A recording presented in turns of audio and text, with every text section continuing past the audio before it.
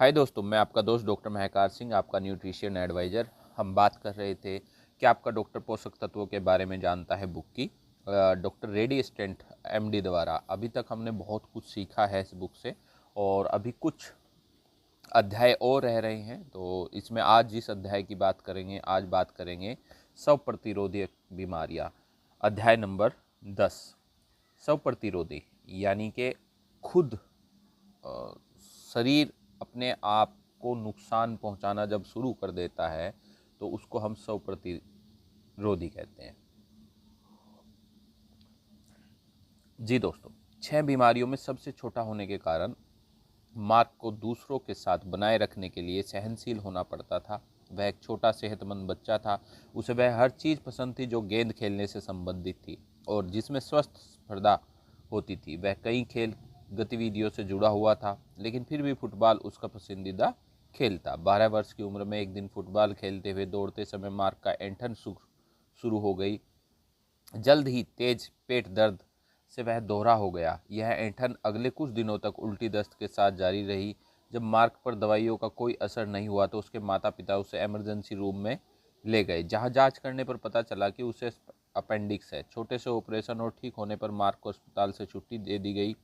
बहरहाल वह अधिक समय तक घर पर नहीं रह पाया। पेट दर्द, उल्टी और खून के दस्त के कारण 24 घंटे के भीतर ही मार्क को फिर से अस्पताल में भर्ती करना पड़ा। ऑपरेशन से पहले के मुकाबले मार्क अब ज़्यादा कमज़ोर हो गया था। मार्क को फिर से अस्पताल में भर्ती कर लिया गया।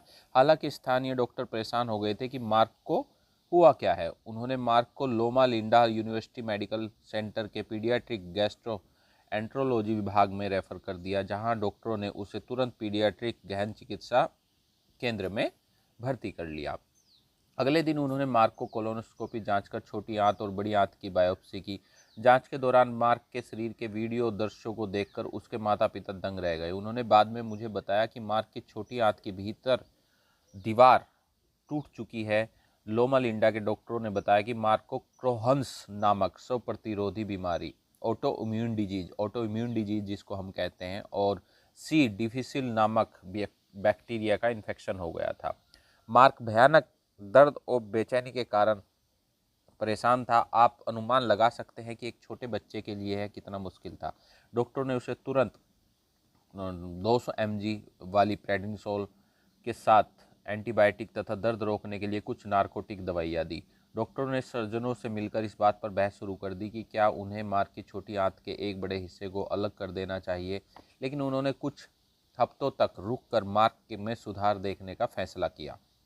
मार्क के स्वास्थ्य में धीरे धीरे सुधार हो रहा था और इस बार कोलोनोस्कोपी से पता चला कि अब कोई संक्रमण नहीं था, लेकिन इसके बाद भी क्रोहन्स बीमारी के लक्षण मौजूद रहे। डॉक्टरों ने मार्क के पिता से संपर्क किया और उन्हें बताया कि यह एक लाइलाज स्व प्रतिरोधी ऑटोइम्यून डिजीज है। उन्होंने बताया कि कुछ कारणों से मार्क के प्रतिरक्षी तंत्र ने उसके शरीर की आंतों पर ही आक्रमण करना शुरू कर दिया है, जिसकी वजह से भयानक सूजन और अक्षति होने लगी थी। मार्क द्वारा प्रेडिनिसोलोन, जिसको हम स्टेरॉयड कहते हैं, और दर्द निवारक नारकोटिक दवाओं की उच्च खुराक लेने के बावजूद डॉक्टरों की टीम उसे इमरान नामक कीमोथेरेप्यूटिक दवा देना चाहती थी।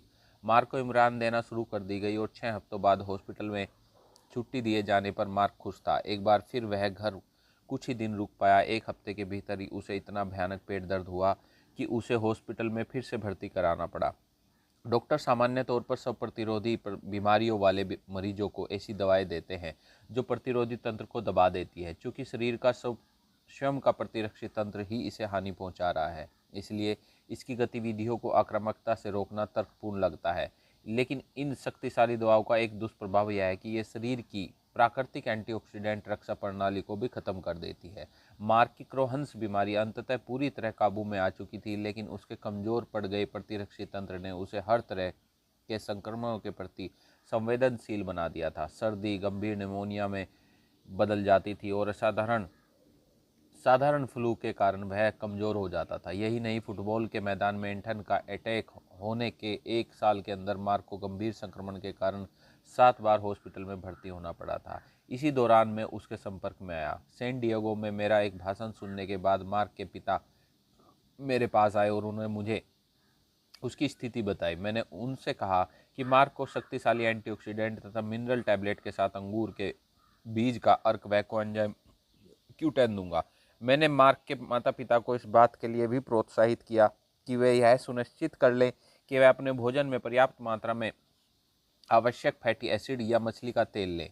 ये सभी मार्क के प्राकृतिक एंटीऑक्सीडेंट रक्षा तंत्र को फिर से ठीक कर देंगे। मार्क धीरे धीरे स्वस्थ हो रहा था, लेकिन अब भी वह पेट दर्द और दवाओं के दुष्प्रभाव से परेशान था। धीरे धीरे डॉक्टरों ने उसे प्रेनिसोलोन देना बंद कर दी, लेकिन इमरान दवा चालू थी। मार्क के माता पिता मुझसे एक बार फिर मिले। मैंने उन्हें किसी अन्य निजी पीडियाट्रिक गैस्ट्रोएंट्रोलॉजिस्ट से मशवरा करने की सलाह दी। मार्क में हो रहे सुधार को देखने के बाद गैस्ट्रोएंट्रोलॉजिस्ट ने महसूस किया कि मार्क को दी जाने वाली दर्द निवारक और इमरान सहित सभी दवाइयाँ बंद करना ही बेहतर होगा।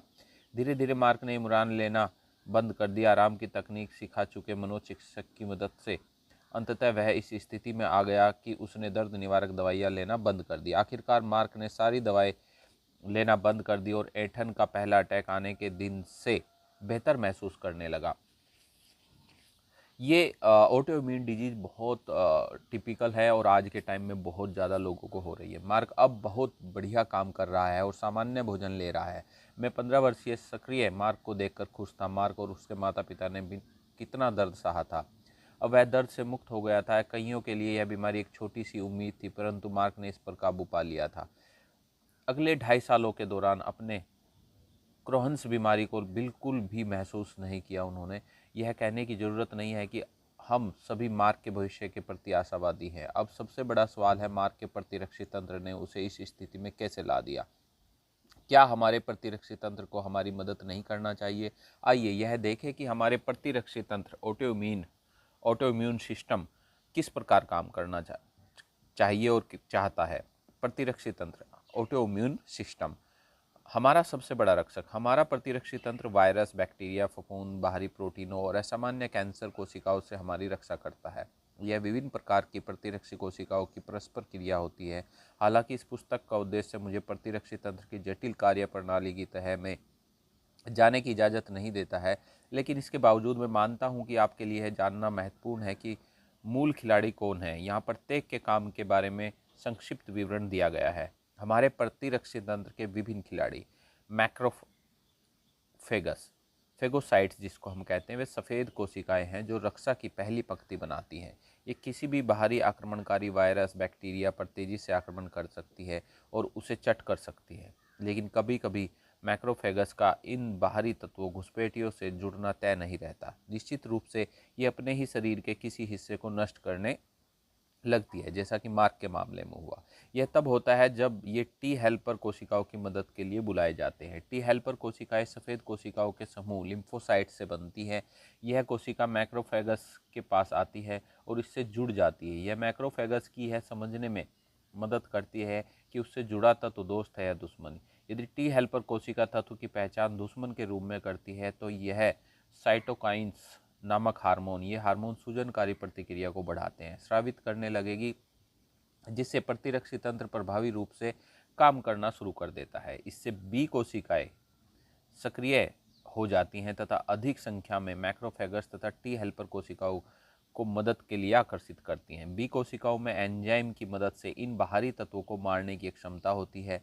इस प्रक्रिया में एंजाइम ऑक्सीडेटिव तनाव उत्पन्न करने और बाहरी तत्वों को खत्म करने में बी कोशिकाएं लिम्फोनाइट्स पर वापस पहुंचकर इन बाहरी तत्वों के विरुद्ध एंटीबॉडीज बनाती हैं। अगर ये बाहरी तत्व फिर से दिखाई देते हैं तो हमारा प्रतिरक्षी तंत्र इन एंटीबॉडीज की बदौलत लड़ने के लिए तैयार रहता है। प्राकृतिक घातक कोशिकाएं अपने रास्ते में आने वाली हर बाधा को नष्ट कर सकती है।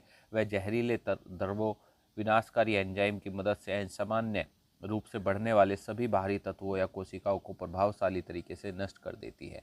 जैसे कैंसर की कोशिकाएं।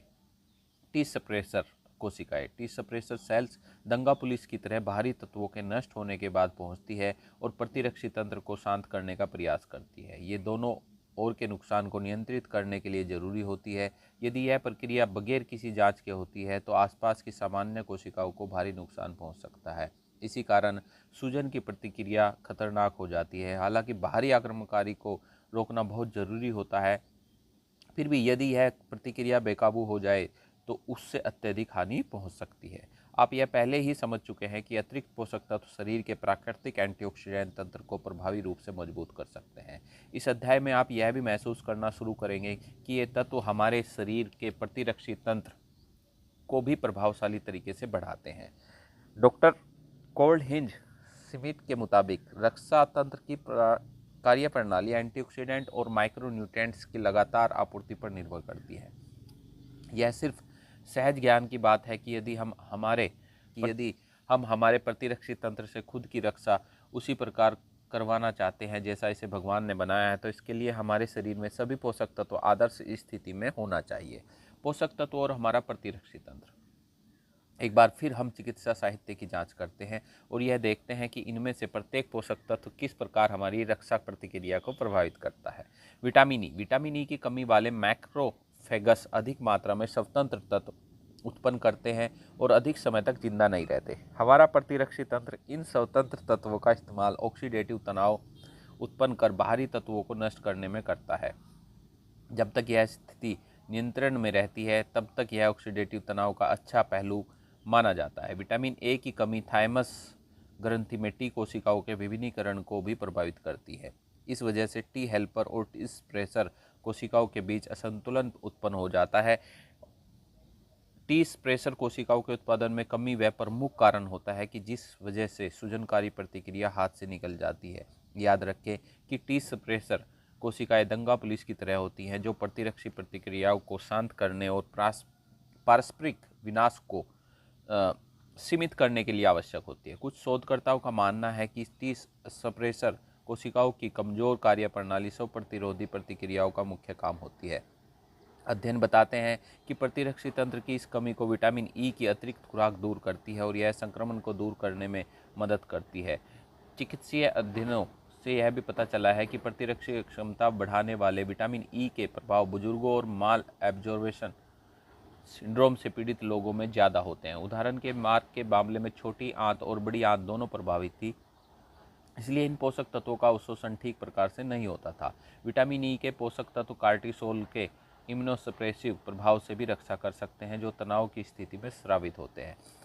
कैरोटीनॉइड्स का महत्वपूर्ण गुण यह है कि प्रतिरक्षी तंत्र के आसपास के सामान्य ऊतकों को सूजनकारी प्रतिक्रिया से होने वाले अधिक नुकसान बचाने में सक्षम होते हैं।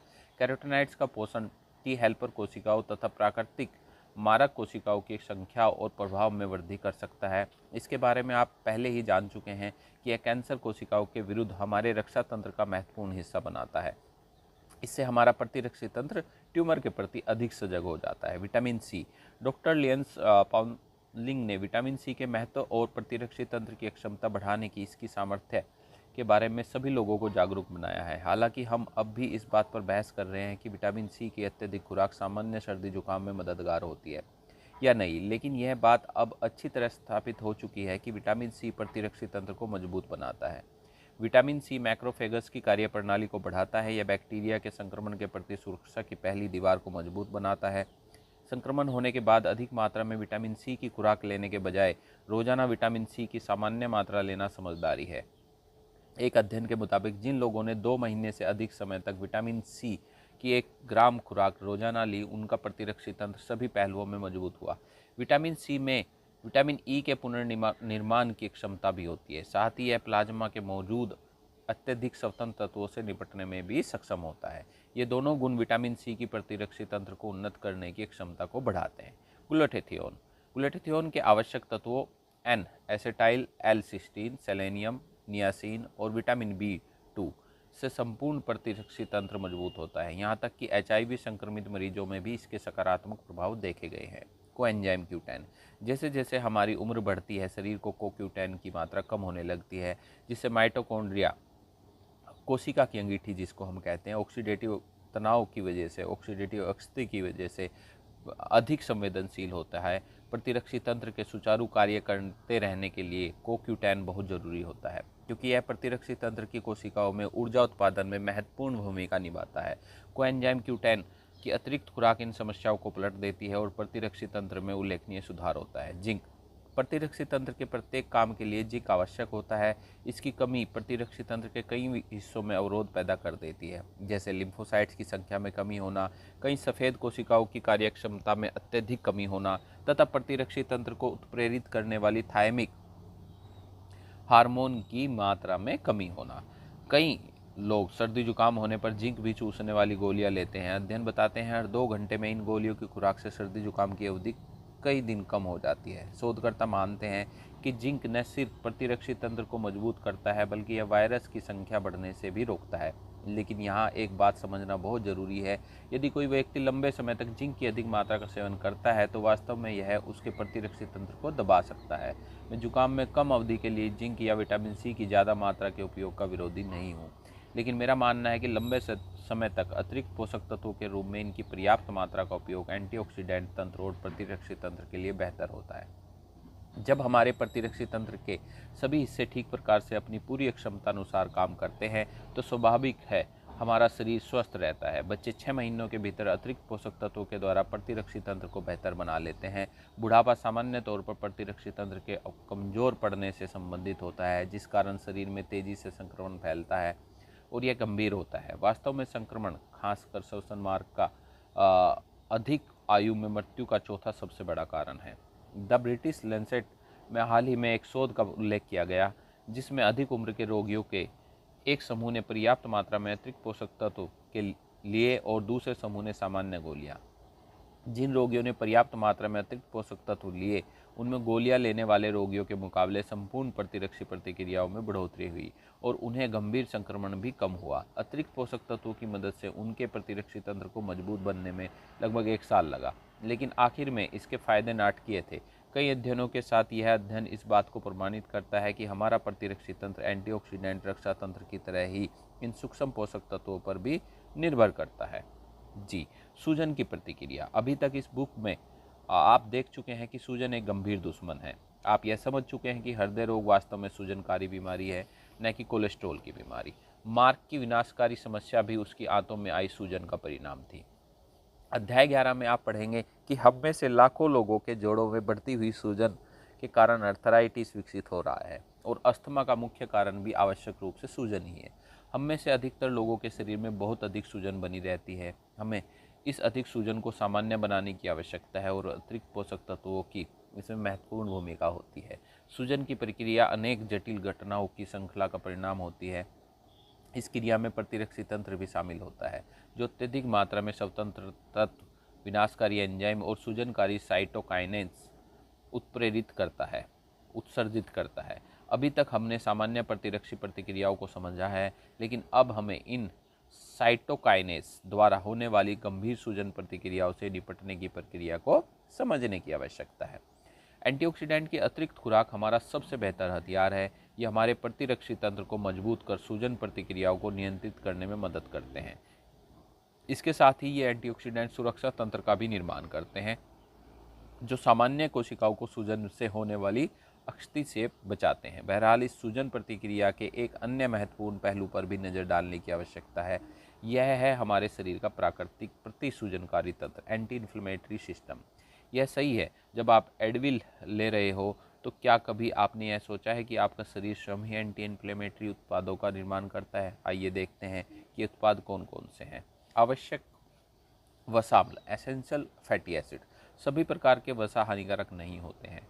दरअसल आवश्यक वसा का मतलब सिर्फ इतना है जो शरीर के लिए ज़रूरी हो। शरीर इन वसा का निर्माण खुद नहीं कर सकता है, इसलिए हमें इन्हें भोजन के जरिए लेना होता है।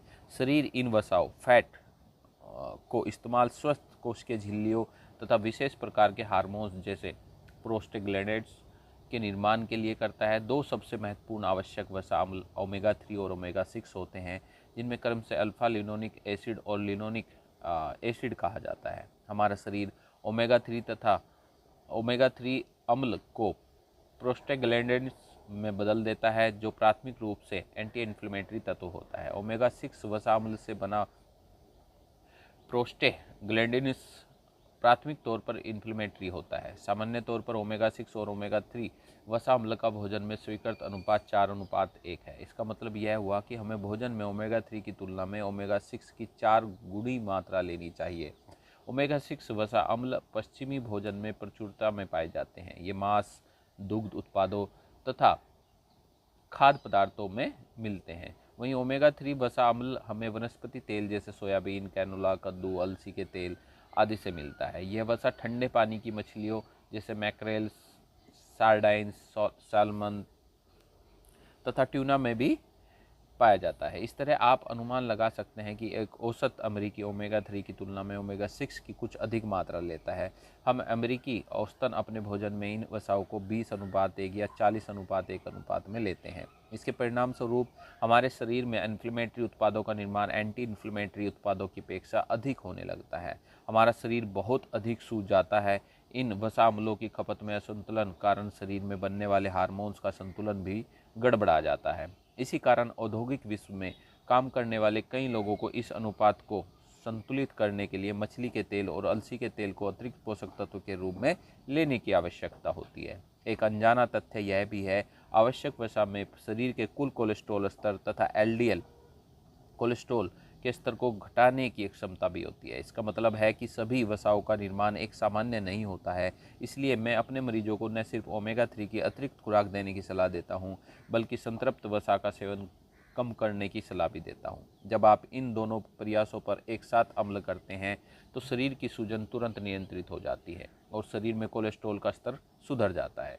कई अध्ययनों से यह बात प्रमाणित हो चुकी है कि रूमेटाइड अर्थराइटिस, चर्म रोग, हृदय रोग, मल्टीपल स्क्लेरोसिस और सूजन वाली किसी भी बीमारी के मरीज जब इन आवश्यक वसाओं का सेवन करते हैं तो उनमें उल्लेखनीय सुधार होता है। यह आपके स्वास्थ्य को बनाए रखने या खोए हुए स्वास्थ्य को फिर से पाने का एक महत्वपूर्ण पहलू है। हमने अभी तक प्रतिरक्षी तंत्र के विभिन्न पहलुओं को देखा और उनके कार्य करने की प्रवृत्ति देखी। हमने यह भी देखा कि सामान्य सूजनकारी प्रतिक्रियाओं से क्या परेशानी होती है, लेकिन अब हम इसके सबसे बदतर पहलू को जानने की आवश्यकता है। क्या होता है जब हमारा प्रतिरक्षी तंत्र विद्रोह कर देता है और हमारे शरीर पर आक्रमण करने लगता है। स्व प्रतिरोधी बीमारियां। आपने यह कहावत सुनी होगी, व्यक्ति की सबसे बड़ी ताकत ही उसकी सबसे बड़ी कमजोरी भी होती है। यह बात प्रतिरक्षी तंत्र के मामले सटीक बैठती है। कई शोधकर्ता मानते हैं कि हर बीमारी हमारे प्रतिरक्षी तंत्र के ध्वस्त होने का परिणाम होती है, लेकिन स्व प्रतिरोधी बीमारियों के अनोखे मामले में यह प्रतिरक्षी तंत्र ही सामान्य कोशिकाओं और ऊतकों पर हमला करके शरीर का सबसे बड़ा दुश्मन बन जाता है। यदि यह आक्रमण जोड़ों पर होता है तो हमें रूमेटाइड अर्थराइटिस कहते हैं। यदि यह आक्रमण आंतों में होता है तो इसे हम क्रोहन्स बीमारी या कोलन का अल्सर कहते हैं। यदि यही आक्रमण स्नायुओं के कवच माइलिन क्षेत्र पर होता है तो हम इसे मल्टीपल स्क्लेरोसिस कहते हैं। जब यह आक्रमण शरीर के संयोजी ऊतकों कनेक्टिव टिश्यू पर होता है तो हम इसे ल्यूपस या स्क्लेरोडर्मा कहते हैं। यह क्यों और कैसे होता है, मैंने मेडिकल स्कूल में सीखा था कि स्व प्रतिरोधी बीमारियां अत्यधिक सक्रिय प्रतिरक्षी तंत्र का परिणाम होती है जो श्रम पर ही आक्रमण करने लगता है। लेकिन मुझे लगता है कि स्व प्रतिरोधक बीमारियों के मामले में शरीर का प्रतिरक्षी तंत्र अत्यधिक सक्रिय होने की बजाय स्वयं भ्रमित हो जाता है और अपने मूल काम यानी बाहरी तत्वों को मारने की बजाय शरीर पर ही आक्रमण करने लगता है। New England journal of medicine में हाल ही में प्रकाशित स्व प्रतिरोधी बीमारियों के एक लेख के मुताबिक प्रतिरक्षी तंत्र स्वयं के शरीर पर आक्रमण क्यों करता है यह वास्तव में कोई नहीं जानता, लेकिन अनेक शोधकर्ता मानते हैं कि ऑक्सीडेटिव तनाव न सिर्फ प्रत्येक स्व प्रतिरोधी बीमारी का मुख्य कारण है, बल्कि यह प्रतिरक्षी तंत्र के शरीर पर आक्रमण करने के लिए भी जिम्मेदार होता है। कई अध्ययनों से यह पता चलता है कि स्व प्रतिरोधी बीमारियों की मुख्य जड़ ऑक्सीडेटिव तनाव है। इस तरह आप यह अंदाज़ा लगा सकते हैं कि rheumatoid arthritis, lupus, multiple sclerosis, Crohn's तथा स्क्लेरोडर्मा से पीड़ित लोगों में एंटीऑक्सीडेंट स्तर कम हो जाता है। एंटीऑक्सीडेंट के कम स्तर से यह प्रदर्शित भी हो चुका है कि इससे रूमेटाइड अर्थराइटिस या ल्यूपस का खतरा बढ़ जाता है। इन मरीजों में ऑक्सीडेटिव तनाव के चिकित्सीय संकेत भी बहुत उच्च होते हैं, खासकर इन बीमारियों की चरम अवस्था में। इस प्रकार स्व प्रतिरोधी बीमारियों से पीड़ित मरीजों के लिए एंटीऑक्सीडेंट की अतिरिक्त खुराक आदर्श साबित होती है। एंटीऑक्सीडेंट की अतिरिक्त खुराक से न सिर्फ प्राकृतिक एंटीऑक्सीडेंट तंत्र मजबूत बनता है, बल्कि यह प्रतिरक्षी तंत्र को भी बेहतर बना सकता है। इससे सूजनकारी प्रतिक्रियाओं को नियंत्रित करने में भी मदद मिलती है। दूसरे शब्दों में एंटीऑक्सीडेंट ऑक्सीडेटिव तनाव को नियंत्रित कर इस पूरे चक्र को रोक सकते हैं। मैट की कहानी। मैट शिकागो क्षेत्र का एक सफल वकील है। इसका मतलब यह है कि उसे अपना स्तर कायम रखने के लिए कई घंटे कठिन परिश्रम करना पड़ता है। इसी कारण वह पत्नी, परिवार और अपनी प्राथमिकताओं के बीच बड़ी मुश्किल से संतुलन स्थापित कर पाता है। उसकी सेहत हमेशा ठीक रही, इसलिए उसने 1996 से पहले तक इस बारे में चिंता भी नहीं की थी। एक बार जब मैट एक विवाह समारोह में था, तब उसे पेट में भयंकर दर्द महसूस हुआ। शादी के 2 हफ्ते पहले तक वह बहुत अधिक व्यस्त था, इसलिए उसने सोचा कि उसे फ्लू हो गया है। 1-2 दिन बाद उसने लगने लगा कि उसका शरीर दर्द के मारे टूट रहा है।